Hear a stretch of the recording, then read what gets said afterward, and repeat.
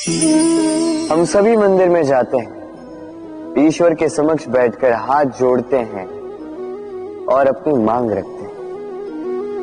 कभी सोचा है ईश्वर को कैसे लगता होगा कि मेरे भक्त मेरे पास आते हैं केवल अपनी इच्छा पूर्ति के लिए, मुझसे मिलने के लिए। कई सारे लोग मंदिर जाते हैं, अपनी इच्छा ईश्वर के समक्ष रखते हैं। अब यदि उनकी इच्छा पूर्ण ना हो तो हताश हो जाते हैं।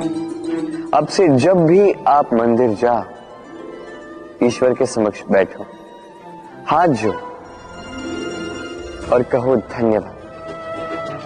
धन्यवाद ईश्वर, आपने मुझे जो कुछ भी दिया है उसमें मैं प्रसन्न हूं। बस मुझे मार्गदर्शन दे कि कैसे मैं अपने कर्मों से, स्वयं अपने कर्मों से वो सभी प्राप्त कर सकूं जो मैं पाना चाहता हूं। ईश्वर से केवल मांगने जाओगे तो ईश्वर के समक्ष स्वयं को बहुत ही छोटा पाओगे,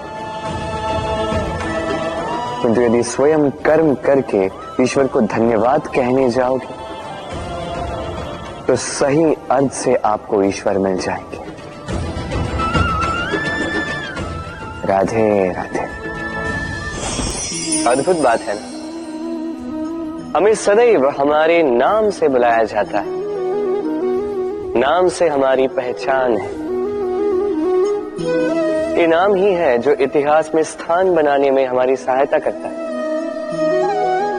नाम बनाने के लिए व्यक्ति क्या कुछ नहीं करता, नाम पर कलंक न लग जाए इसके लिए क्या क्या प्रयास नहीं करता। अपने जो कुछ भी पाया, धन, संपत्ति, सुख, ये सब कुछ नाम के समक्ष छोटा है। नाम सबसे ऊपर रह जाता है।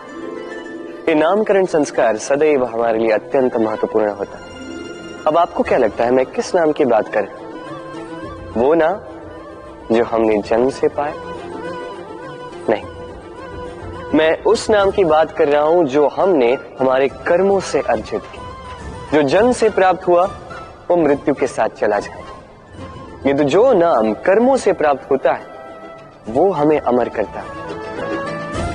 माता पिता से हमें जन्म मिला, जन्म से मिले संबंधी, समाज से मिले मित्र, प्रकृति से मिला भोजन। यदि कुछ ऐसा है जो हमने स्वयं पाया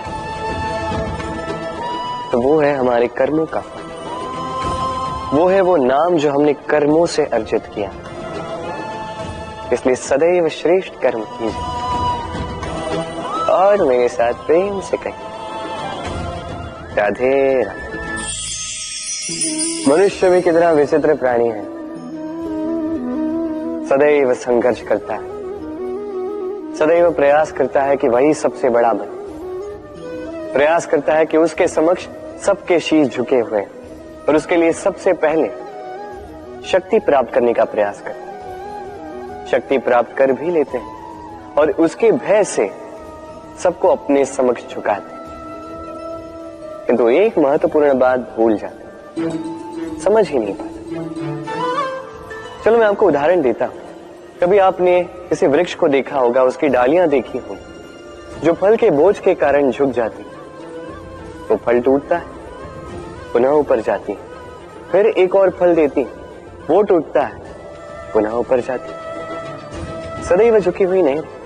कभी कभी चलते चलते आपने देखा होगा, कभी आपका पांव किसी पौधे पर पड़ जाए तो पौधा दब जाता है, किंतु जैसे ही पांव हटाओ पौधा पुनः खड़ा हो जाता है। स्मरण रखिए ये अत्यंत महत्वपूर्ण बात। जो शीश भय से आपके समक्ष झुकते हैं वो विरोध में सबसे पहले खड़े रहते हैं।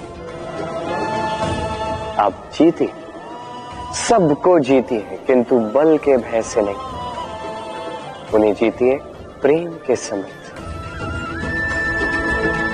राधे।